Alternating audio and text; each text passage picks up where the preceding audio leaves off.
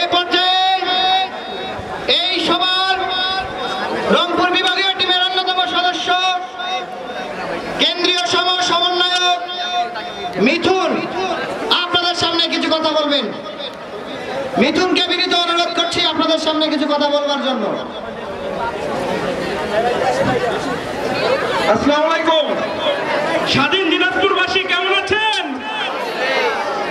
দিনাজপুর জেলা সহ তথাকথিত আমাদের পুরা বাংলাদেশের জনগণ যে আমরা 5ই আগস্টের গণ অভ্যুত্থানের মাধ্যমে স্বাধীন হয়েছি, এই স্বাধীনতার আমেজটা কেমন, আপনাদের অনুভূতি কেমন? দিনাজপুরের একটা ঐতিহাসিক বিল্ডিং ভাঙার অনুভূতি কেমন? আশা করছি বুঝতে পারতেছেন কোন বিল্ডিং এর কথা বলছে সবাই। তো আমরা চাই যে এই বিল্ডিং ভাঙা শুধু এখানে স্টপ না থাকুক, আমরা চাই এই বিল্ডিং ভাঙার সাথে সাথে এই রাস্তার যে দুরবস্থা, এই দুরবস্থা নিয়ে দিনাজপুরের ছাত্র সমাজ কাজ করুক। বৈষম্য বিরোধী ছাত্র আন্দোলন সবসময় চাই যে দিনাজপুর এবং উত্তরবঙ্গের মানুষজন যাতে আবার তাদের আগের জৌলসটা ফিরে পাক। আমাদের একটাই টার্গেট থাকবে যে দিনাজপুরের ছাত্র সমাজ যাতে ঐক্যবদ্ধ হিসেবে থাকে। বৈষম্য বিরোধী ছাত্র আন্দোলন সবসময় ঐক্যবদ্ধ থাকবে ইনশাআল্লাহ। সবাই ভালো থাকবেন, ধন্যবাদ। আসসালামু আলাইকুম। সম্মানিত দিনাজপুরবাসী, আজকে এক চাচার সঙ্গে একটু আগে কথা বললাম। চাচার জন্ম 1943 সালে। সেই চাচা পাকিস্তান আমল দেখেছে, 1971 সালের মহান মুক্তিযুদ্ধ দেখেছে, 15 বছরের ফ্যাসিস্ট হাসিনার ক্ষমতা দেখেছে, 24-এর গণ অভ্যুত্থানে তার একমাত্র নাতি শহীদ হয়েছে। তিনি অত্যন্ত গর্বের সহিত বলেছেন, আমার নাতি শহীদ হয়েছে, তাতে আমার কোনো দুঃখ নাই। আমার একটি চাওয়া, বিগত 15 বছরে ফ্যাসিস্ট হাসিনা যত টাকা পাচার করেছে সেই টাকাগুলো ফিরিয়ে এনে প্রত্যন্ত অঞ্চলের উন্নয়নে যেন ব্যয় করা হয়। দিনাজপুরবাসী কি সেই চাচার সাথে একমত? দিনাজপুরবাসী কি সেই দাদু ভাইয়ের সাথে একমত? দিনাজপুরবাসী কি চায় খুনিদের বিচার হোক? দিনাজপুরবাসী কি চায় ফ্যাসিস্টদের বিচার হোক? আমরা একটি একাত্মবদ্ধ দিনাজপুরবাসী দেখতে চাই। আমাদের অন্তর্বর্তীকালীন সরকারের প্রধান উপদেষ্টার সমন্বয়ে একটি ফাউন্ডেশন গঠিত হয়েছে। আপনারা সকলে জানেন? জানেন না? প্রধান উপদেষ্টা মহোদয় ডক্টর ইউনূসের সভাপতিত্বে একটি ফাউন্ডেশন গঠিত হয়েছে। যেই ফাউন্ডেশনটি আহত, নিহত এবং সার্বিকভাবে যারা ক্ষতিগ্রস্ত হয়েছে তাদের উন্নয়নে কাজ করে যাবে। এ পর্যায়ে দিনাজপুরের কৃতি সন্তান বৈষম্যবিরোধী ছাত্র আন্দোলনের কেন্দ্রীয় সমন্বয়ক, আপনাদের এলাকার গর্ব মিশু আলী সুহাসকে কিছু বলার জন্য বিনীত অনুরোধ করছি।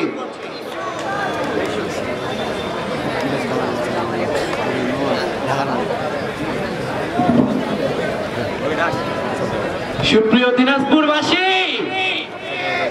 কোটা নামে ধায়, কোটা নামে ধায়। 5ই জুলাই ঢাকা বিশ্ববিদ্যালয় সেন্ট্রাল লাইব্রেরি থেকে যৌক্তিক দাবি আদায়ে রাজপথে নেমেছিলাম।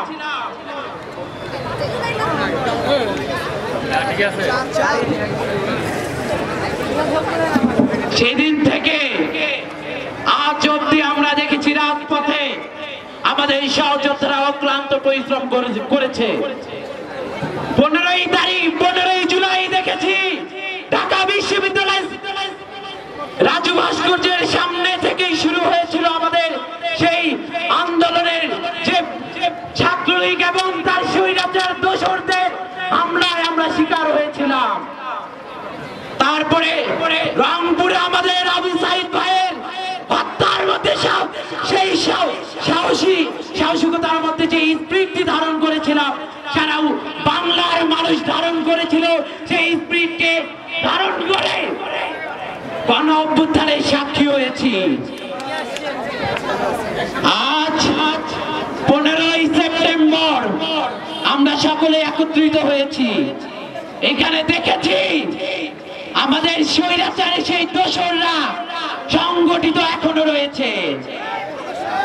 আমাদের এখানে এসেছিলাম আমরা সকলেই মতামতের ভিত্তিতে আগামীর বাংলাদেশের রূপরেখা তৈরি করব, ছাত্র জনতার ঐক্য গড়ে তুলব। কিন্তু তাদের দোসররা এখনো ইনিয়ে বিনিয়ে আমাদের ছাত্র সমাজকে, কিছু সংখ্যক ছাত্র সমাজকে সামনে রেখে আমাদের এই মত বিনিময় সভা বন্ধ করতে চেয়েছিল। আমরা কি তা হতে দিব? দিনাজপুরবাসী আমরা কি তা হতে দিব? আমরা সকলেই একত্রিত থাকব।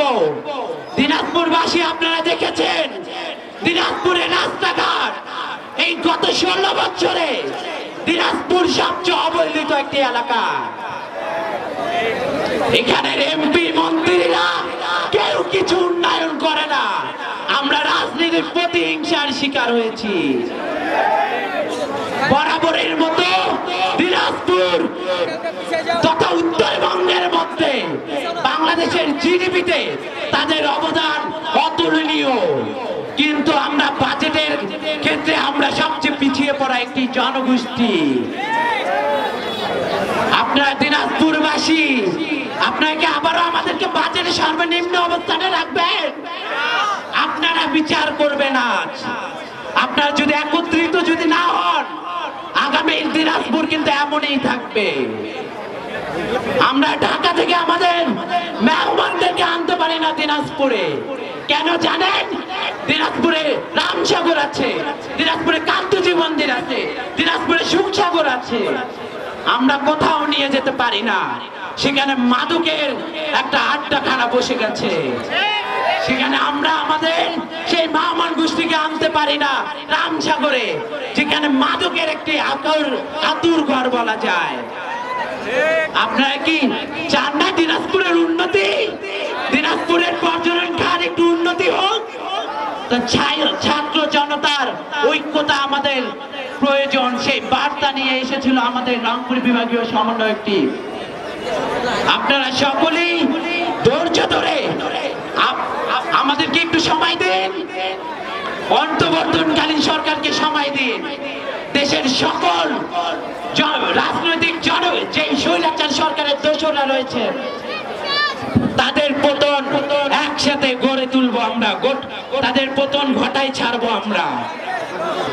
দিনাজপুরবাসী আমরা সকলে ঐক্য গড়ে তুলে আগামী দিনাজপুরকে সমৃদ্ধি একটি দিনাজপুর গড়ে তুলবো। সকলেই ভালো থাকবেন। সংগ্রামী শুভেচ্ছা। আসসালামু আলাইকুম।